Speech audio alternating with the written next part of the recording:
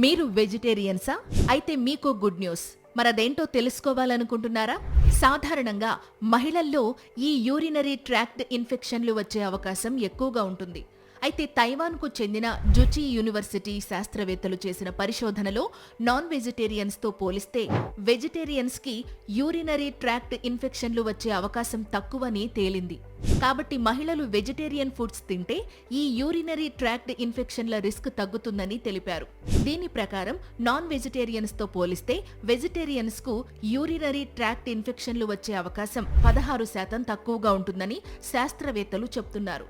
కాబట్టి ఇప్పటికే ఈ యూరినరీ ట్రాక్ట్ ఇన్ఫెక్షన్లతో బాధపడే మహిళలు వెజిటేరియన్ ఫుడ్స్ తీసుకుంటే ఈ ప్రాబ్లం నుంచి ఈజీగా బయటపడొచ్చని కూడా శాస్త్రవేత్తలు చెబుతున్నారు.